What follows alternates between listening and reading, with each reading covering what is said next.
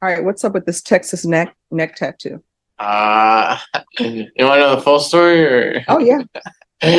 My first line, crystal meth. I went down by Cavaliers. I went down the hill, and I slammed my head on the pavement, started crying, was bleeding, and then I went to go get the tattoo textures on the side of my neck. I was high. Oh, okay. All right. And so what are the other tattoos? You informed the court that you just wanted to be done with this and sign for anything or whatever. Right here is the first major moment of honesty. The defendant casually admits he was using crystal meth almost every day, even injecting it. In court, admissions like this are risky, but they also show something judges look for: accountability. When someone admits the problem instead of dodging it, it can sometimes influence the court toward treatment rather than punishment. But here's the real question for you watching. Is this genuine accountability, or just something he's saying because he got caught? 7, State of Texas versus Sean Patrick Cormie. Can I have parties announced for the record for the state? Defense? And are you Mr. Cormie? Yes, sir. All right, Mr. Cormie, before your attorney showed up this morning, you informed the court that you just wanted to be done with this and sign for anything or whatever. And I instructed you that there are consequences for signing for anything. You understand? All right. You've already been sworn in. Can you state your name for the record? All right. You understand, if you want a jury trial, the court will give you a jury trial. And so I don't want this to be a situation where this is rushed in any form or fashion. So have you had ample time to speak with your attorney? Yes, ma'am. And considering all the consequences of entering a plea in this case, do you still wish to go forward? Yes, ma'am. And you understand that there are other consequences other than, so now this is a misdemeanor, so this is all that I'm facing. There are consequences as far as perhaps job opportunities and other collateral consequences from entering into a plea. You understand that? Yes, ma'am. And have you had a chance to discuss with your attorney the consequences collaterally of entering a plea in this case? Yes, ma'am.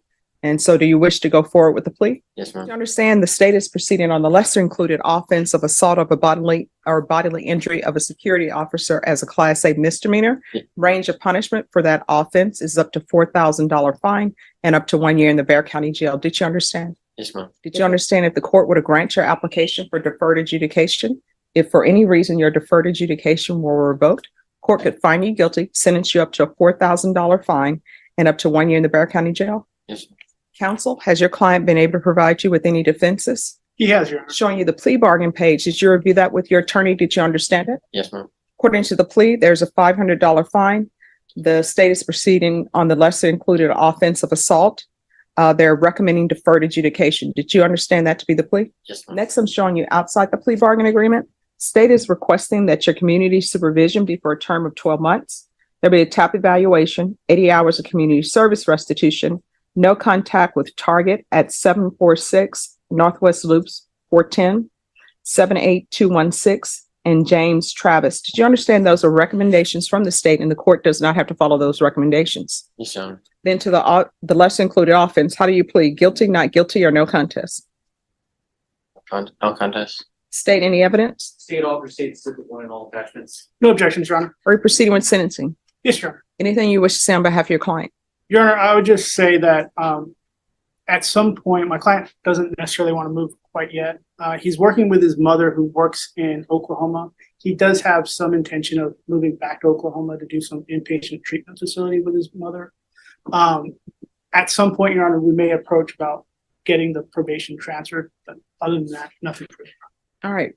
So why is he not wishing to go to Oklahoma now? Why not? I'm good. I'm all good here.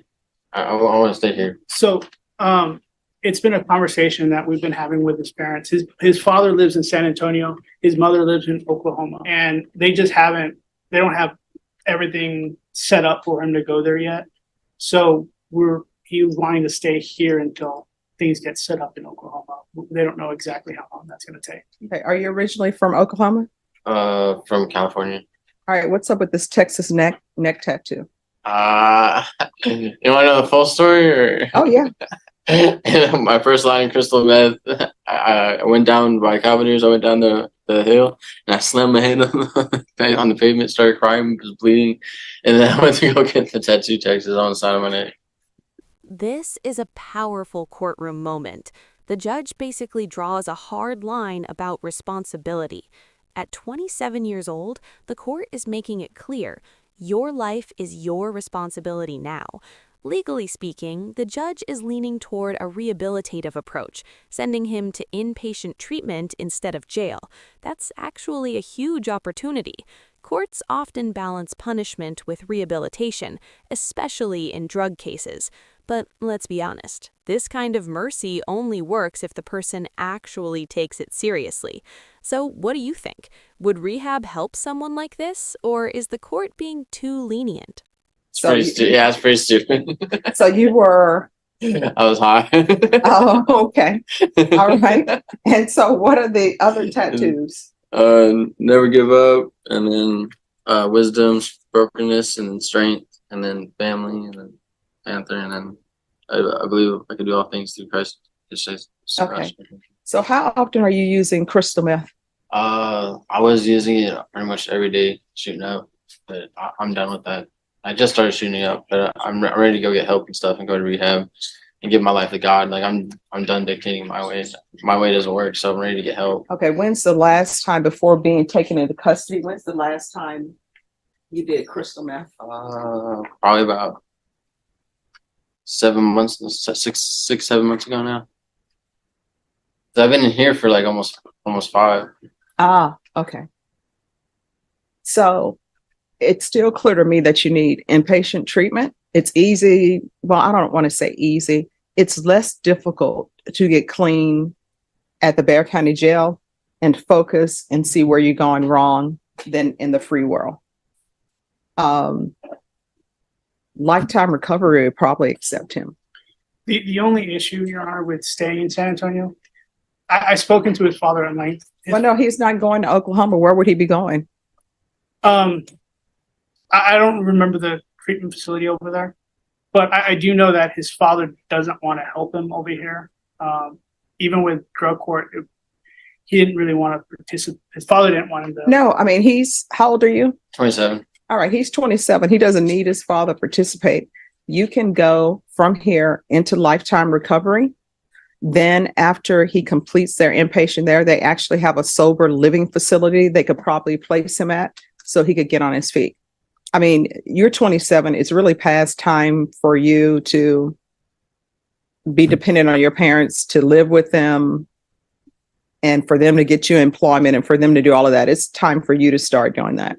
I understand that sometimes children fall on hard times because my mom said, honestly, when you have children, they never really grow up. They constantly know they have their safety net, and their safety net is I can go to my parents' house and grocery shop. I don't have a place to stay. My parents going to let me stay, but it'll probably be best for you not to do that.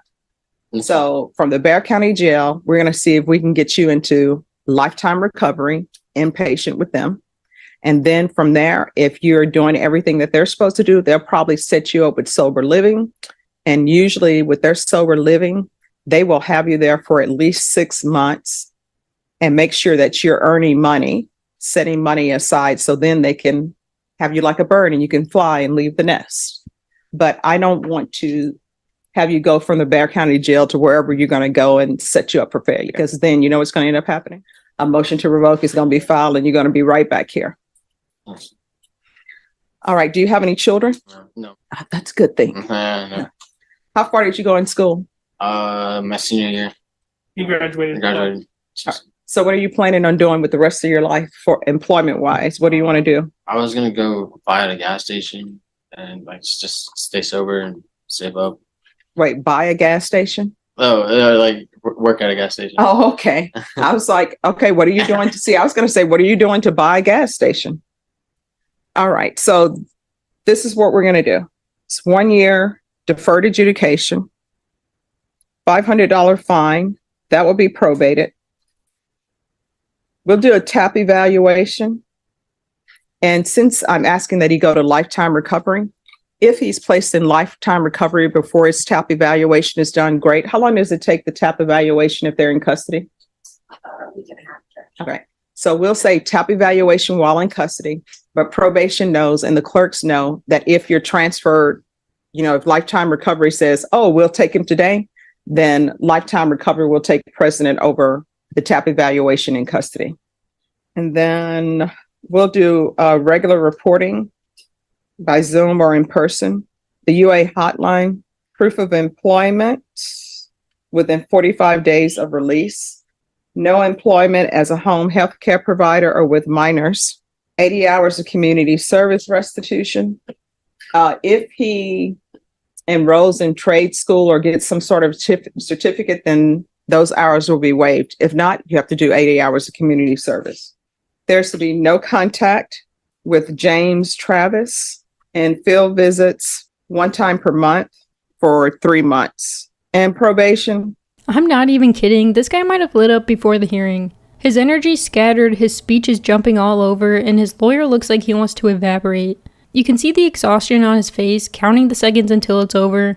Meanwhile, the defendant's 27 going on 12, giggling, rambling, and acting like this is a detention, not court. He's confusing the courtroom for an audience, not a place for accountability. It's sad because there's potential buried under all that arrogance, but it's drowning in immaturity. Even his dad's given up on him, and that says everything. Then comes the twist.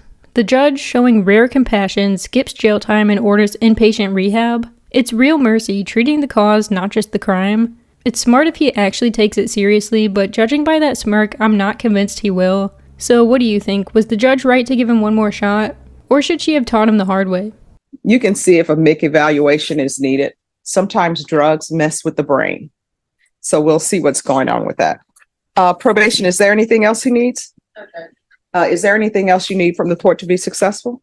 No. All right, we can go off the record. Here's the thing. I take no pleasure in sending people to prison or sending people to the jail, but I will if it's warranted.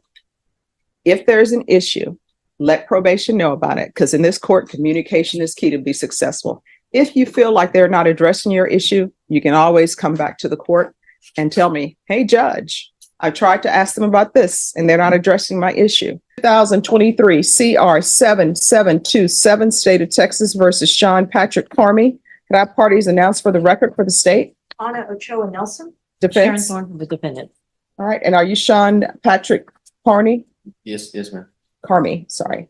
Going to show you what's entitled Motion to Enter Adjudication of Guilt and Revoke Community Supervision. Did you review that with your attorney? Did you understand it? Yes, ma'am. Are you the same Sean Patrick Carmy who was placed on deferred adjudication in 2023 CR 7727 for the offense of assault bodily injury on October 31st, 2023 for a period of 1 year? Is that you? Yes, ma'am. All right, state. Violated condition number 1. On or about the 29th day of November, 2023 in Bexar County, Texas, the defendant, Sean Patrick Carmy, committed the offense of theft in violation of condition number 1. How do you plead to that? True or not true? True. The state waives and abandons all remaining allegations. No Any objection?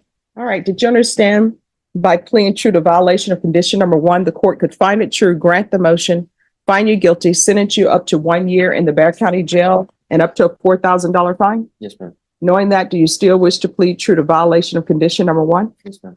Court will find violation of condition number 1 true. Is there a potential agreement? There is. This time we have agreed for revocation and that the defendant be sentenced to 1 year in the Bexar County jail with credit for time served. All right. And what is happening with the cases that are listed? Those 2 cases have been taken care of, Your Honor. On December 11th, the case that he just pled to, he was judgment sat. And there was another case and that was dismissed. And both those happened on December 11th. Are you asking the court to follow this agreement? Yes, Your Honor. He has 172 days credit. We're asking that you give him any and all credit. And I don't know if he's getting 2 for 1 at the Bexar County jail. Are you asking me to follow this agreement? Yes, ma'am. Are you waiving your right to appeal? Yes. All right. The court will follow your agreement. The court will find you guilty, revoke, sentence you to 1 year in the Bexar County jail, give you credit for any time served. There's a $4,000 fine. Time and money will run concurrent. There's to be no contact with target. All right. Is there anything else from either side with regards to sentencing? No, Judge. No, Your Honor. All right, we can go off the record. How old are you? 27. All right, so you're gonna have to stop the nonsense. I remember you. I remember you being before me many a times, not in Orange. So do you like being in custody? No, ma'am. So you're gonna have to change what you're doing. Otherwise, you're gonna find yourself spending time in custody in this county, other counties. And then guess what's gonna end up happening? At some point in time, you're gonna end up at the prison. And then you're gonna wake up and half your life is gonna be gone. Because I will tell you from experience, once you hit 21, it's time just starts flowing so quickly off the calendar. Next thing you know, you're in the twilight of your life. Fast And this is where the story takes a dramatic turn. Despite everything, the attitude, the drug history, the immaturity, the judge still gives him a second chance to rehab instead of jail. In the legal world, this is called judicial discretion, where the judge decides what outcome might actually help the defendant change. But here's the twist. Sometimes mercy becomes the final warning before real consequences. Because if he violates these conditions, the court can revoke probation and send him straight to jail. So now the big question is, did the judge give him the opportunity that could save his life, or the chance he's just going to waste?